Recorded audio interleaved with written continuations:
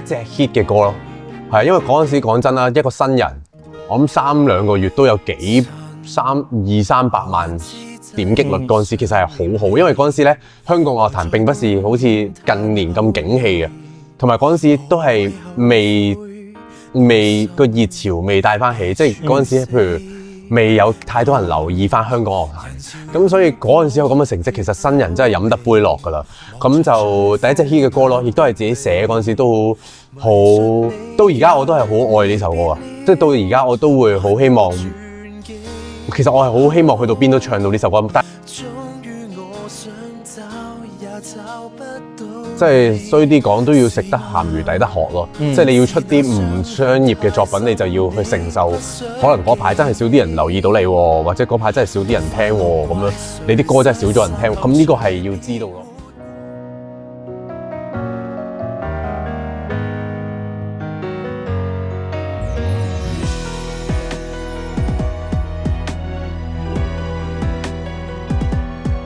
佢係我覺得暫時最難唱嘅歌。咁我就會喺度諗啊，點解咧？即係點解我覺得最難唱嗰首歌係我最紅嗰隻歌啊？咁就搞到我成日都要唱，你明唔明啊？咁但係可能人生就係咁啊！即係其實你唔挑戰下有啲嘢咧，佢係唔會去到嗰個，佢唔會突破到咯。咁所以都係可能當初你挑戰呢個難度，先至有今日嘅呢首歌嘅成績俾到你咁樣咯。可能係個天嘅安排嚟。咁。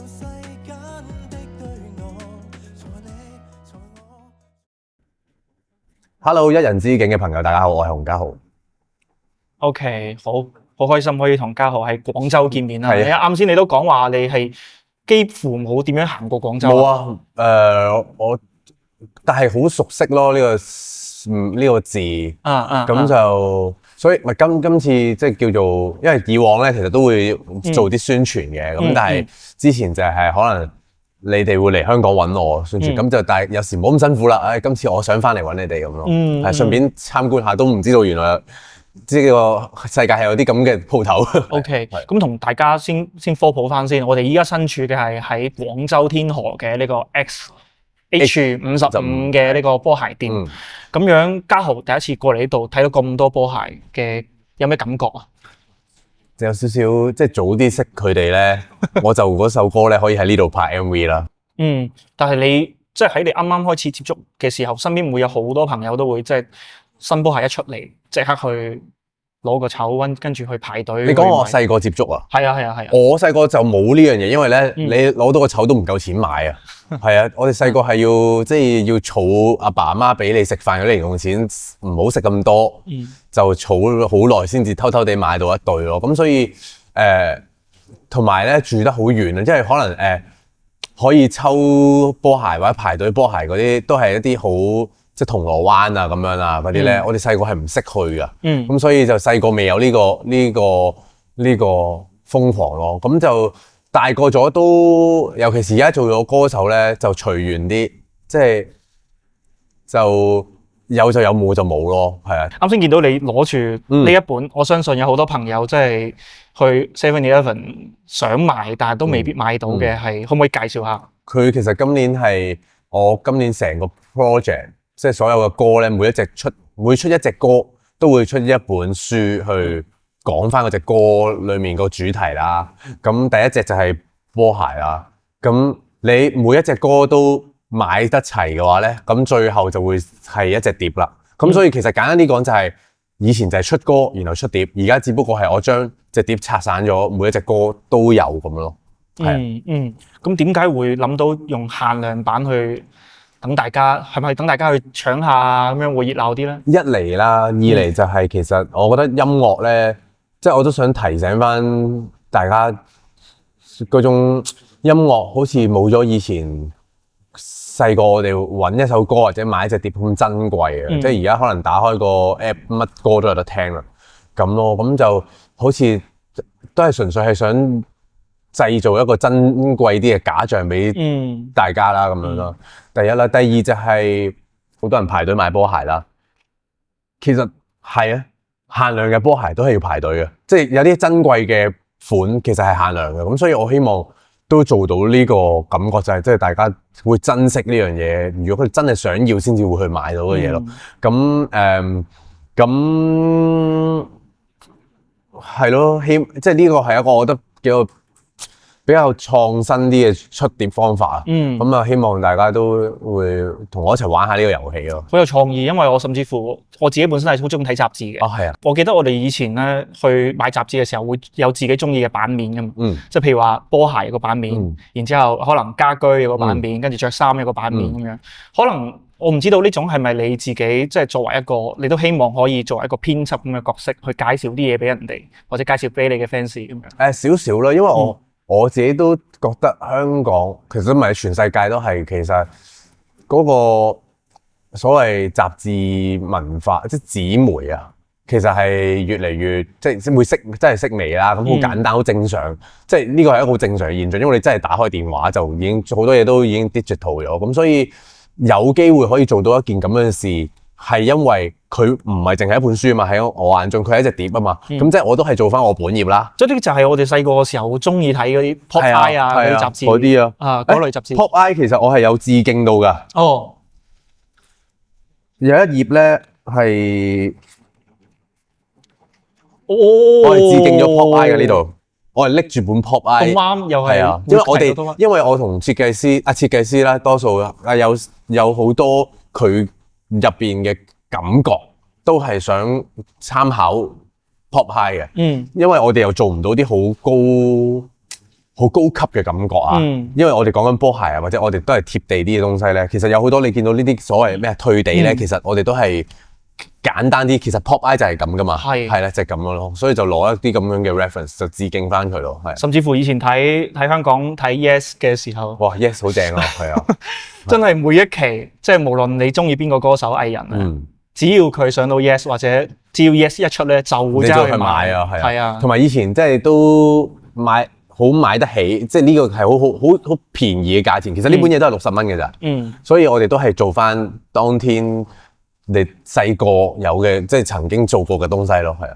我覺得呢件事好正啊，因為 Pop Eye 就係相當於對好多廣東話啊，或者係即係廣東區嘅呢個朋友咧，係一個集體回憶嚟噶嘛。即係你細個去買衫啊，或者你睇人點樣襯衫啊，你係從嗰本雜誌開始去學習噶嘛。係啊，有一本我冇記錯嘅話咧，細個我哋有一本雜誌叫 Catch Up 啦，即係茄汁咁啦。佢係曾經搞過一個活動，係你 send email 俾我哋去分享一個你同波鞋嘅故事，我哋就會送呢對，就送即係贏咗就送呢對鞋。我就係贏咗嗰個人啊！真係啊！係啊，因為我就為咗呢對波鞋，竟然去投稿啊！其實我係講咗上面呢對波鞋嘅故事啊，我好難得先至買到呢對波鞋，好難揾到咁樣。跟住我贏咗啊！我贏咗唔啱碼，跟住佢可能得10號咁啊，我唔係10號啦，跟住我賣咗佢。跟住然後用翻同一個價錢買翻自己啱個碼咁樣咯，即係有啲咁嘅故事喺入邊，咁我係可能冇分享過咁樣咯。明白。哇，咁好正喎！咁其實你真係好中意波鞋，所以你先會去參加呢個活動，同埋想，或者你都可能冇諗到會係我都唔記得咗點解我會參加，純粹可能覺得哇佢係 crossover 㗎，咁都唔易買，喂，同埋佢對鞋我好記得嗰陣時應該係2000幾蚊啊！哇！咁我有人即係贏咗喎，係咪中學定唔知咩中學尾啊？定係啱啱入大學邊有咁多錢啊？即係咁咯，係啊！哇！咁真係相當於對於你嚟講一件非常之深刻嘅事。咁因為其實點解喺波鞋店見面咧，都因為你3月份出咗首新歌，係啊，穿波鞋的惡魔，係啊。其實我第一次睇到個歌名嘅時候，我喺度諗緊洪嘉豪喺度諗緊啲乜嘢咧？因為波鞋同惡魔兩者之間好似係完全唔同風格嘅嘢，點解會諗到呢個組合咧？因為其實全部嘅即係嘅來源都係來自20年嗰套戲《穿 Prada 的惡魔》啦。咁即係一套我自己好中意嘅戲啦。咁同埋即係今次係講潮流嘛，咁我就覺得啊，不如就同埋佢今年係會出第2啊嘛，係咁就隔咗20年，竟然佢會出2咧，咁我就不如食翻佢個名，去講一啲自己中意嘅潮流東西啦，咁就叫穿乜乜的惡魔。咁內容咧，我就好不負責任咁咧，就直接交俾填詞人，就算啦。咁啊，陳詠謙就好犀利，咁佢可以將波鞋比喻咗，即係佢係將波鞋同高踭鞋比喻咗愛情，係唔使每一天都咁靚咯，即係簡簡單單已經係夠㗎啦咁樣咯。你俾阿謙嘅時候有冇同佢講話要寫情歌定係其他題材嘅？我有講話要 sweet 嘅甜蜜嘅，同埋我係俾個名佢，我要穿乜乜的惡魔咁樣。咁佢其實佢都好黐線㗎。其實咧，因為咧最後佢係填完之後咧，佢係填咗好耐嘅首歌詞，因為佢係一個波鞋都噏唔到落去啊。佢冇波鞋，冇音啱擺個波鞋落去啊。咁所以就即係都辛苦咗佢咯，係啊咁咯。OK，咁但係其實穿波鞋的惡魔，我聽嗰首歌除咗 sweet 之外咧，有個好重要嘅嘢就係佢裏邊一直喺度叫你其實你唔使着高踭鞋都好靚，你自己本身個樣就好靚。冇錯。我唔知道呢樣嘢係咪你自己都係咁嘅審美或者係？我覺得所有男仔都係㗎啦，即係咧好老實講啊，即係間中你着高踭鞋就梗係開心同驚喜啦。咁但係講緊日日都即係講緊愛情，即係講緊漫漫長路啊！漫漫長路底下，咁其實都真係唔使，即係真係做翻自己係最好嘅，因為你總要面對大家最真實嗰個大家㗎。所以嘉豪你平時即係譬如話你自己如果對另一半嘅話，你都會咁同佢講，其實你唔使日日都咁靚。梗係啦，係啊，即係我就係直情覺得唔使化妝嗰啲嚟嘅。哇，係咪啊？係啊，係啊。咁你當然咧頭先講啦，間中嘅時候你整個驚喜咁係好嘅咁咯。咁相當於即係譬如話女仔都想自己嘅男朋友執靚啲同佢去街啦。其實係唔係㗎？我覺得係。我唔知啊，大部分女仔都係嘅。即係我哋其實應該要靚仔啲出去啊嘛。要執下個頭，咁咪洗個頭啊，好緊要啊呢個。唔係頭我日日都洗啊，但係咧我就幾唔中意，即係幾唔會自己 gel 頭㗎。係啊，我係近呢半年，因為要去出席人哋嘅婚禮啊，我先至自己 gel 頭啦。我攞翻粒罌泥出嚟，我攞唔到出，硬咗啊！即係我自己唔 gel 頭嘅情況係咁，因為咁可能我哋工作就真係成日都要 gel 啦，咁所以變咗而家係咯，即係自己私底下時間盡量都係最即係舒服為主咯。咁你平時私底下嘅髮型，你就係直接吹乾佢就得啦。我唔係好吹頭添，仲要唔吹頭添。我係即係可能洗完個頭咧，即係笠頂帽咁樣就會出街嘅。哦，係啊，因為我一定點都係揸車出去嘅，咁所以我其實上到車我又除翻頂帽咁解，由佢自己自然。明白。係啊，明白。其實我覺得因為我舊年咧都有同陳詠謙傾過偈嘅，即係採訪過佢。咁其實我發覺佢嘅好多佢寫嘅詞裏邊咧有好多都係講緊一種幾唔同嘅想像或者係唔同嘅審美，因為我覺得穿波鞋的惡魔裏邊有一個我自己都幾中意嘅，佢又講緊一種唔係咁標準都可以好靚啫，唔使下下都係靚到咁嘅樣，其實係另一個款嘅你都可以好好睇。咁你對呢件事係點睇嘅咧？即係譬如話你自己嘅音樂又好啦，咁樣對於標準呢件事，標準審美咯。我覺得每個人都係有自己嘅一個唔同嘅標準嘅。咁我對音樂都係啦。咁所以其實我有時係唔係好明白㗎。即係譬如我會見到一啲可能網民嘅 comment，去我啲音樂又好，即係唔同嘅人嘅音樂又好，唔同嘅事情都好啦。有啲好奇怪嘅想法，或者有啲好奇怪點解有啲人話喺我首歌度聽到有啲人話喺我首歌度咧聽到粗口添。係啊，邊首啊？穿波鞋的惡魔啊！佢因為有一句叫迷因的大佬，佢哋話個因字咧，我有少少唱到歪咗咁啊！迷因的大佬，係啦咁樣啦。我係唔係好明白點解佢哋有咩可能會聽唔到我係唱個因字咧咁樣？咁但係我就會發現原來可能大家對吐字嘅標準又唔同啦，大家嗰對耳仔嘅標準又唔同啦，所以我已經覺得標準呢樣嘢咧係冇標準㗎。標準呢樣嘢冇標準啊嘅意思係即係大家其實係每個人都標準唔同嘅時候，根本就冇呢樣嘢咯。咁所以只有你覺得好唔好，你可能覺得好，唔代表佢覺得唔好咁樣咯。所以就係咯，回答翻你頭先個問題就係我覺得標準係冇標準咯。而家又或者係大家其實喺做翻自己擅長或者係自己舒服嘅狀態時候係可能係最靚嘅。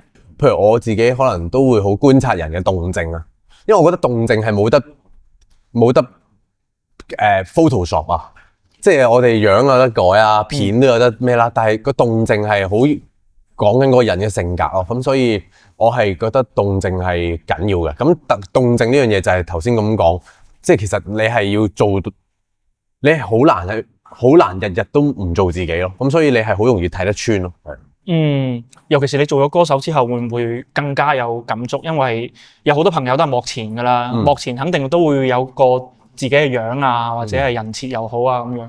尤其是入咗呢一行之後，你會唔會覺得做自己其實可能係需要勇氣嘅一件事？呢個年代好似少啲啦，即係當然做自己都要有個底線啦，即係唔係即係我成日都講咁，我30幾歲點會唔識講粗口啫？但係我唔會喺個鏡頭前面講嘅原因係因為我唔咁都有好多可能係比較年紀細啊，或者有啲即係得咁多就喺度唱緊黑玻璃嘅小朋友，咁我唔可以俾佢咁樣睇到咁樣去成長噶嘛。如果佢真係喜歡我嘅話，咁但係即係我自己就係咁咯，我自己就會覺得咁而家當然係好容易做到自己，你咁多地方渠道去話俾人聽你係點，但係可能你要即係你都要有個分寸啊，喺我眼中係。OK， 你啱先講到黑玻璃啦，就傾黑玻璃。係呢首歌我唔知道你接受訪問嘅時候可能講咗好多次呢首歌㗎。咁我想知道依家你再聽翻黑玻璃，同埋再聽翻穿波鞋的惡魔，因為兩首歌咧都係同一個製作班底啊嘛，就係阿 Hans 同埋阿陳詠謙製作㗎嘛。你覺得有咩少少唔同咧？即係黑玻璃同呢首歌。有一日咧，其實嗰陣時穿波鞋啱就嚟出啦，咁我哋已經製作完成啦。咁我揸車嘅時候就會去對比，即係可能聽下啦，自己會對比。唔係，即係我自己聽下啦。咁我無聊，我真係對比翻，先聽黑玻璃，再聽穿波鞋的惡魔。跟住我喺嗰個即係嗰個音樂個 group， 即係製作嗰個 group 嗰度，嗰個即係 WhatsApp 嗰個 group 嗰度，因為我哋用 WhatsApp group 裏邊，我講咗一句啫，我話唱歌真係進步咗好多咁咯，我就係咁咯。因為而家聽翻黑玻璃嗰陣時都有佢嘅，即係有啲位，我覺得原來而家你俾我再錄多次，可能會再順暢啲咁樣咯。咁但係嗰陣時嗰種唔順暢，又係嗰種直衝嘅感覺，先至可能造就到呢個黑玻璃嘅感覺咯。即係讓我最高速的開啊嘛，即係我就係衝啊。咁所以其實可能，所以好多人咧都有同我分享嘅，因為好多人都翻唱過黑玻璃，但係可能好多人都覺得始終都係我先至有嗰個感覺，就係因為我有嗰種衝嘅感覺咯。係啊，嗱呢個我覺得就係好得意嘅，就係歌手同埋聽歌人嘅區別啦。可能嘉豪你啱先講嘅就係你會聽到自己兩首歌之間嘅變化或者進步啦。但係我聽黑玻璃同埋聽穿波鞋咧，最大嘅感受就係我覺得你黑玻璃嘅時候咧，嗰種情感係會更加，正如你啱先所講，勇往直前啊。係啊，衝啲嘅，去到好盡咁樣嘅。跟住，但係穿波鞋咧就會有少少似傾偈嗰種感覺。因為咧呢個我哋都有避免嘅，即係如果音樂啲去講咧，穿波鞋的惡魔，我哋好多時咧其實我都成日錄下咧，監製都覺得我惡咗。即係譬如我就講佢有句歌詞係穿這雙穿你的最好，唔係穿這雙也好，穿那雙也好，穿你的最好啊嘛。咁其實最易唱最第一個諗法就係話穿那雙最好，穿那雙也好，穿你的最好。佢覺得惡啊，即係好似我同個女仔講，你着呢個都得，着呢個都得，着呢個都得啦咁樣。即係 hea 咯係嘛？有啲唔係惡咗啊直情。所以其實係要你穿隻雙又好，穿啊雙又即係咁要 sweet 翻，要溫柔翻。咁所以你會聽到嗰首即係穿波鞋的惡魔就會好多時學你頭先咁講，就係好似講嘢咁，因為佢係需要溫柔啲，佢冇得衝啊！呢首歌冇得衝啊，變咗。明白。有少少似譬如話出街之前咧，女朋友會問下你：我着呢對好定着呢對好啊？我唔知係咪真係着呢件好定係着呢件好？真係會。我有咯，我會咯。會問嘅。係，我會有。咁你通常係咪好似嗰啲人拍片咁樣，就係其實佢自己已經有個答案，跟住咁樣㗎？唔係，我通常會同佢講話，不如試，你再試一次俾我睇啊！我覺得啱先嗰件好似都好靚喎咁樣，咁佢又開心會換翻第一件啊！即係你咁樣會教佢難啲咯，即係你我見咪有意思係個難啲係即係好有難度啊！做我哋呢個身份係啊，原來真係個求生欲都要喺度咯。啊頭先嗰個都好好喎，不如睇翻頭先嗰個啊死啦！其實我真係最慘，我有選擇困難症。如果你咁多個 look 都靚咧，我真係唔知點樣處理。或者係啦，你咁樣扮傻，或者你星期一着呢件，星期二着呢件，係啦，咁咪都靚咯。可以喎，係嘛？總之就一定要係兩個都好，唔係揀一個。係啦，唔可以揀一個㗎。OK，你揀一個即係證明你即係其實有標準答案㗎咯。其實有標準答案。完美愛侶會有邊種答案啊？係 OK 收到。正喎，有 Q 翻。聽到過係啊。OK，係。其實黑玻璃咧，我想知道嘉豪，你到依家再聽翻，你會唔會厭？我又冇厭，因為講真，我都唱咗1000次啦呢隻歌，即係出咗2年咯咁樣啦。咁對我嚟講啊，如果你而家問我，我嘅歌手生涯所有歌裏面最難唱嘅一隻歌，我會答黑玻璃咯。反而最難。我每一次出去演唱，即係每一次出去演唱咧，就算去到上星期我都有唱過黑玻璃嘅一啲，即係可能商演咁樣啦，我都係會好緊張啊，跟住要好嗰日真係要開好個聲喺屋企唱2次先。咁我唱咗1000幾次，我仲要喺屋企唱2次，跟住我先至去表演。表演前臨上台，我仲要可能練一練咁樣。佢係我覺得暫時最難唱嘅歌。咁我就會喺度諗啊，點解咧？即係點解我覺得最難唱嗰首歌係我最紅嗰隻歌啊？咁就搞到我成日都要唱，你明唔明啊？咁但係可能人生就係咁啊！即係其實你唔挑戰下有啲嘢咧，佢係唔會去到嗰個，佢唔會突破到咯。咁所以都係可能當初你挑戰呢個難度，先至有今日嘅呢首歌嘅成績俾到你咁樣咯。可能係個天嘅安排嚟。咁同埋即係有少少嘅，我係唱呢首歌有時啊，我唱到頭一半啊，我係開始有，我唔知廣州明明有一個 panic attack 啊。我唱唱下喺個台上面會好似就想飆冷汗嘅感覺㗎，我驚呢首歌，心跳好快，會驚㗎，係真係。咁所以就對我嚟講係最高難度嘅級別嚟嘅，佢係 SS 級難度。其實我呢度都要講下，其實我曾經喺唱 K 嘅時候有鬧過你，洪嘉豪，對唔住。點解啊？因為咧，因為我身處呢個地方咧，隔離其實就係 K 房嚟嘅。哎呀！咁上次我個 friend 咧其實就係呢個 camman 啦。佢生日嘅時候係呢位，佢生日嘅時候咧，我哋喺隔離唱 K 咧，跟住我話我要唱黑玻璃，咁佢哋話唱啦咁樣，唱到 bridge 嘅時候我已經想鬧人啦，即係最後幾多天邊係難唱，因為愛可否不用導航嗰度係嗰度咧就話哇點啊！佢呢隻歌咧係需要有一個，即係佢有一種感覺就係咧衝還衝，即係好似即係你要識得，你要小心地高速駕，即係你要小心咁樣超速駕駛咯。即係你 keep 住睇住啲相機啊。就嚟有相機啦，你要收油。即係呢首歌就係咁樣嘅感覺，即係其實你要好了解晒呢首歌有好多陷阱嘅位置，會令到你好難唱。所以咧你要去留少少，有啲位要留少少，有啲位咧就要一定要技巧咁樣。係啊，因為佢唔容易啊，真係難唱嘅。難唱係啊。喂，終於聽到洪嘉豪同我講黑玻璃點唱啊！今次嚟緊5月23號廣州站，我第一個挑戰嘅關卡就係去到黑玻璃咁樣咯。係啊。係啊。喂，啱啱先講到5月23號啦。係啊。咁準備好未？其實而家我1個月前開始已經又重新練翻㗎啦。咁就好無奈地上個禮拜生病咗啦，咁就暫停咗啦。但係對我嚟講啊，即係頭先有講過話，其實黑玻璃好似係第17唔係喎，我諗第15、6、7首歌出現啦。Run down，其實我係可以將佢擺最頭啊。我第一隻歌搞掂咗佢，我之後輕鬆咁樣啦。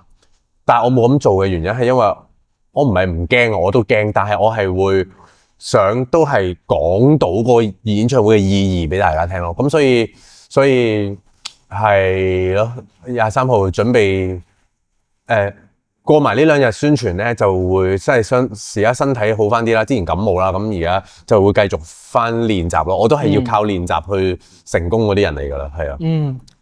我唔知啊，我覺得好多朋友會去你現場睇，跟住真係啊，我靠你哋真係啊，跟住我喺度諗緊，如果到時候大家一齊唱嘅話冇所謂啦，反正如果我走音嘅話唔驚啦，身邊一班朋友都唱唔到㗎啦，咁樣洪嘉豪唱到得啦。同埋我係一個好牛嗰啲叫咩？好反叛嘅人嚟㗎，因為譬如呢一個演唱會其實做過澳門站啦，咁我喺澳門站咧就有少少完咗之後有少少 comment， 啲人就覺得我同啲觀眾互動太多，有啲位冇唱到，跟住我佛山站即係上一站我就一句都唔唱漏，即係我係有呢個咁嘅心態嘅人嚟嘅，因為我好想證明到俾自己同埋證明到俾人聽，咁但係有啲嘢都要睇現場感覺嘅，即係我都好希望首先我好希望即係大家會入場睇啦，咁亦都如果高朋滿座嘅話，咁我希望個氣氛係好，咁到時大家好玩咯，即係唔係啊？我係唔介意大家聽呢首歌喺下面有啲任何反應嘅，咁所以大家開心就得㗎啦。咁所以我希望可以同到大家玩咯，今次係。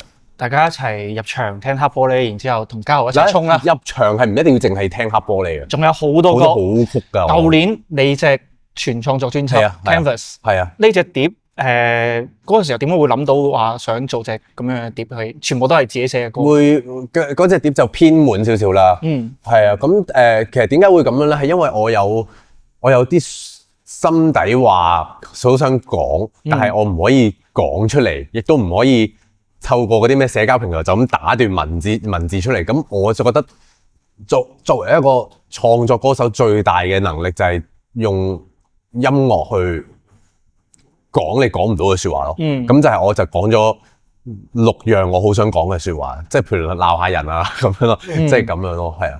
當然有啲真係有啲歌可能喺 Canvas 上面出現咗，其實個真正嘅意義我係沒有同大家坦白咁樣解釋出嚟嘅。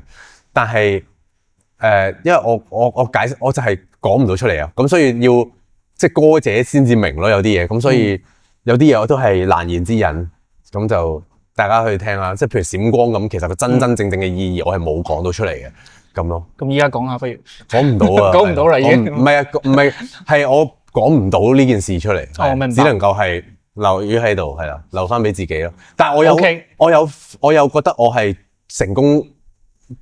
我寫咗出，我唱到出嚟，我已經夠咯，係啊，即係我有個渠道去講咗，宣泄到又好，乜都好，我 OK 啦，係啊，咁。OK。咁啱先講到你心底話啦 ，sorry， 我唔知道《畜生》呢隻呢首歌算唔算係呢種心底話？因為佢裏邊講咗好多類似於精神上嘅一啲加害啊。《畜生》就係呢個鬧人嘅最極端嘅歌啦。係。咁本身我自己填翻詞添嘅，我填咗半隻嘅。咁但係因為我哋最後個填詞人咧，佢自己都好中意鬧人啊，咁所以佢就填晒佢啦。咁但係我自己覺得係講到我想講嘅嘢嘅，但係可以再精準啲嘅，即係例如我係好想講，即係我係想由求學時期開始講起嘅有啲嘢，即係譬如例如就話你冇讀過書咁咩咁樣，但係冇好精準咁喺個歌詞入邊講出嚟，咁所以即係代表住仲有機會要鬧人咯，遲啲，因為未鬧得晒，係啊，所以呢首歌其實算係一種自己宣洩或者係表達嘅渠道咯，表達啦。OK，但係因為其實都講到一個，我唔知道你會唔會分享啦，就係因為黑玻璃又好，穿花得惡魔又好，其實都係阿 Hans 陳思翰佢寫嘅咁人哋寫俾你嘅作品成績好好，咁如果自己同自己嘅寫嘅作品比，可能人哋寫俾你嘅會好啲喎成績，咁呢個時候你會點樣調節下個心態？以前咧啱啱出黑玻璃嘅時候咧，咁佢隻歌好 hit 啦，我係未平衡到，即係我係覺得自己渣㗎。即係覺得自己冇用啊！人哋寫咗啲咁 hit 嘅咁樣啦，咁但係咧經過咗上年，我再自己唱作完咧，然後得唔到頭先講得唔到我應該覺得可以得到嘅聲譽啊，之後我就認咗命，即係我覺得可能有機會我係做嗰啲歌，即係我可能寫 side track 寫內心嘢係叻過寫商業嘢咧咁樣咯，咁所以我就咪做翻自己叻嘅嘢，或者做翻自己想做嘅嘢咯，咁所以就。喺譬如今年咁，我需要一啲大熱嘅作品嘅時候，我咪可能即係又有人哋嘅歌啱嘅時候，咪用人哋嘅歌咯。即係我已經好隨和而家，係啊，睇開咗啦，係啊。其實反而咁樣好難得㗎，因為你相信你要一首好嘅商業作品啊 hit 嘅，俾人知道，其實呢件事本身就已經好難㗎啦。咁你有之餘，同時又保留翻自己嘅一啲私心嘅創作同埋表達，其實係難上加難。但係就要即係衰啲講，都要食得鹹魚抵得渴咯。即係你要出啲唔商業嘅作品，你就要去承受可能嗰排真係少啲人留意到你，或者嗰排真係少啲人聽咁樣，你啲歌真係少咗人聽。咁呢個係要知道咯。咁所以今年就即係出咗穿波鞋之後，希望就會嗰個多翻人聽嗰個 curve 向翻上咁咯。好 OK， 咁我都即係同嘉豪你分享翻。其實我真係第一首中意你嘅歌就係《掉進海的眼淚》。食嘢。但係《掉進海的眼淚》真係嗰陣係你係嗰陣時聽㗎？嗰陣時聽嘅，即係嗰陣時已經係，我以為廣東歌係近年先至喺廣州。梗唔係啦，千祈唔好有啲咁嘅諗法。即係一直都係聽廣東歌嘅。一直聽廣東歌。哦，咁我好開心，有人喺我出道嘅時候已經留意到我咯。甚至乎係你嗰時候華納出咗個係不消失戀愛連續。犀利，真係犀利，我都未必噏得出啊！專業噶嘛，3部曲咁跟住海陸空3部曲嗰陣時，跟住你嗰時候掉進海的眼淚係我自己最中意一首。多謝。同埋呢首歌可以講下啦，你自己好中意。我係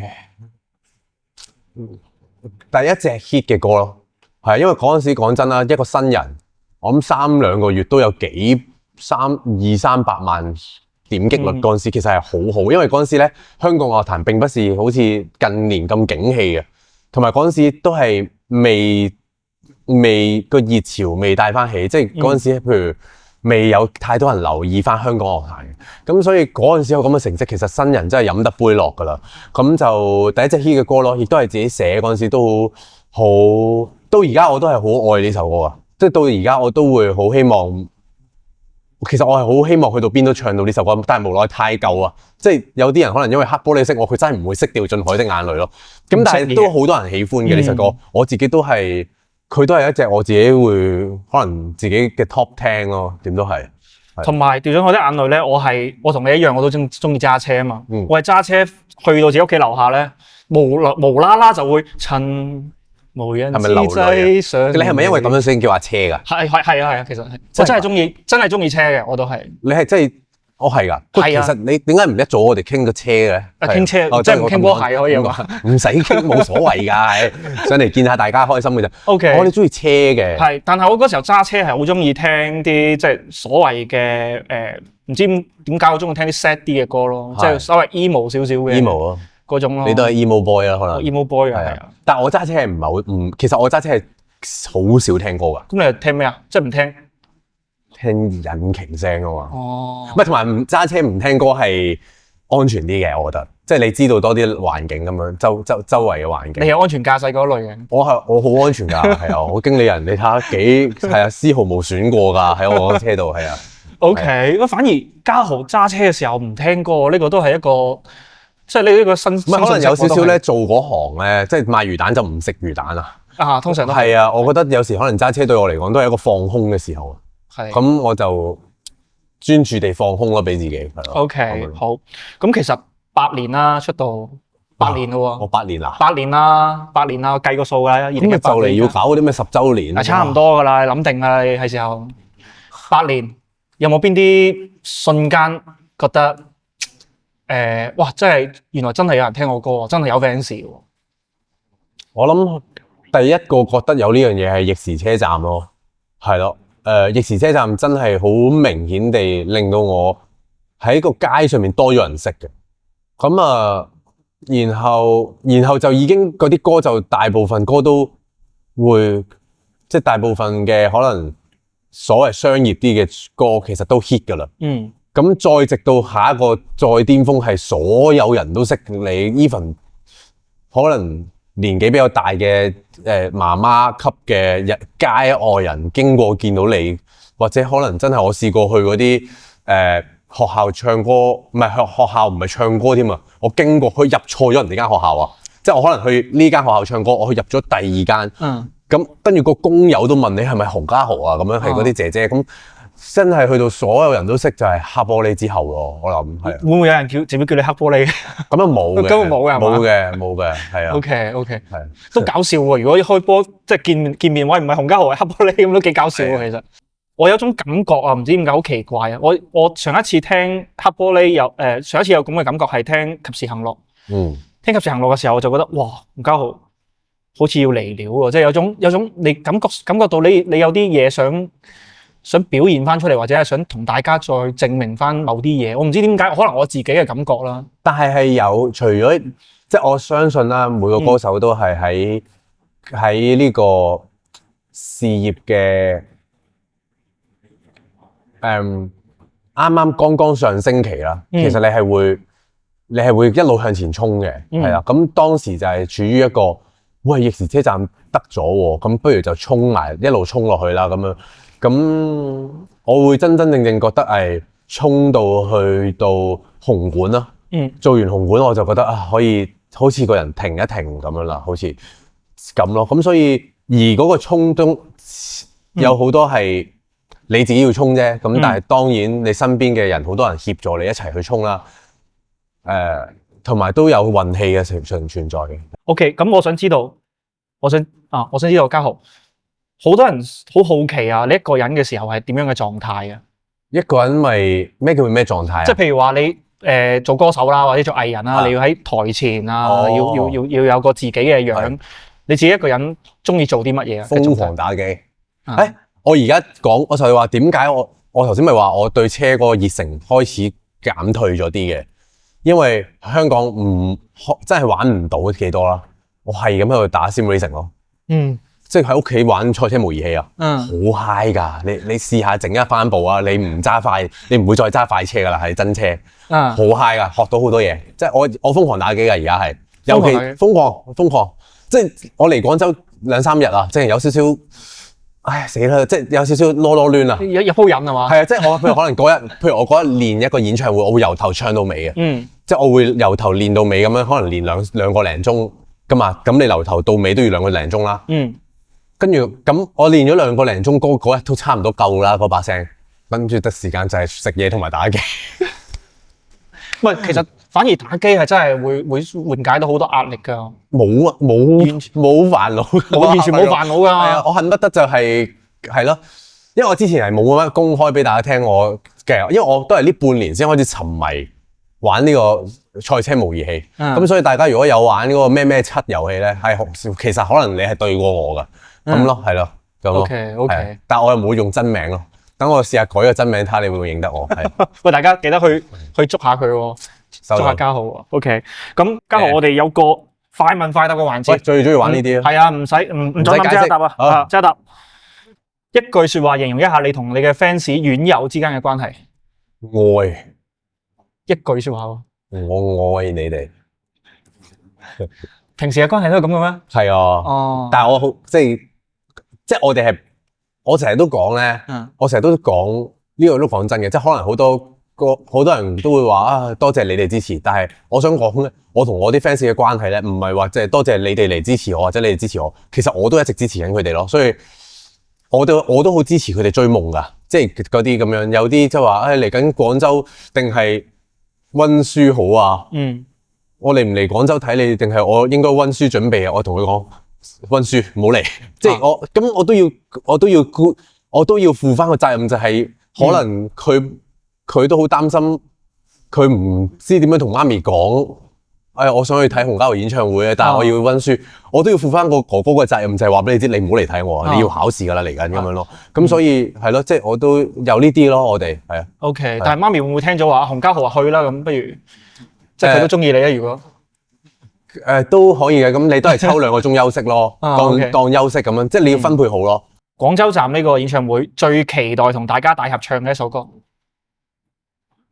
我唔知首先會唔會俾啲網民鬧我話我唔唱啦，但係如果最期待大合唱都係黑玻璃啦，黑玻璃，因為我而家都好見到如果即係譬如出去演出咧唱呢首歌，我見到台下好興奮咧，我都會邀請佢哋一齊唱嘅咁樣咯，即係一齊唱，唔係佢哋唱，我都有唱嘅，一齊唱咁樣咯。係啊，所以我係，因為同埋我聽聞咧，即係可能內地咧係會好中意一齊唱噶，跟住，咁我覺得係都歡迎嘅咁咯，係音樂節咁咯，好似即係大家都中意一齊唱嘅。我唔知啊，我係咯，因為我自己係歌手咧，太遠我又未感受到。我即係帶咗個音樂嘅時候，未必聽得到。OK，好。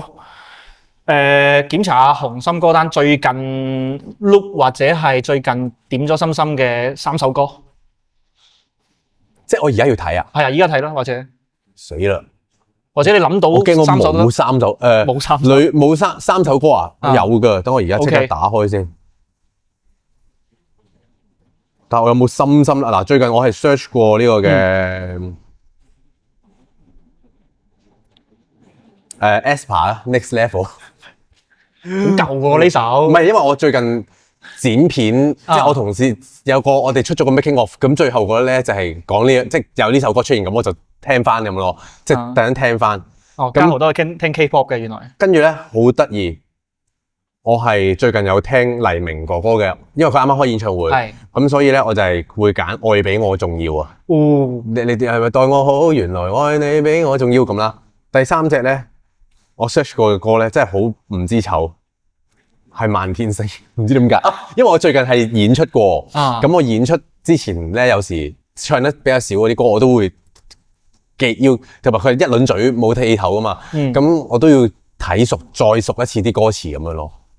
但係呢隻歌我都係自己好喜歡嘅，真心係啊，我唔想 黑 sell 大家，自肥嘅係啊，但係呢隻歌係我覺得做得好好嘅一隻歌。漫天星好聽，係漫天星做得好好，我覺得 overall 所有嘢好平均係啊。OK， 喂，好大集會喎，有 aespa 有黎明咁，係咯，係啊，估唔到阿黎明哥哥可能都估唔到自己會同 aespa 放埋一齊。aespa 靚女啊，黎明哥哥靚仔啊，咁馮嘉豪係點你自己諗咯。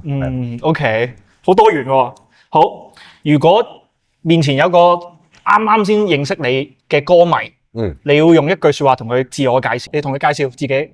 我介紹自己啊，係咯，我係馮嘉豪咯，我係香港嘅歌手啦，咁即係係咯，介紹著5月23號，希望你入場，你就會了解晒我所有嘢咯，係啊，係啊，就會更加中意。因為咧廣州站對我嚟講係好大意義嘅，對我嚟講，我琴晚係有少少眼濕濕嘅諗喺屋企喺枕頭諗個意義，咁但係我係唔會喺呢度講噶，我會喺個台上面講呢個意義出嚟，到時入場就知道啦。OK，多謝嘉豪。問完啦，好嘢，多謝， thank you。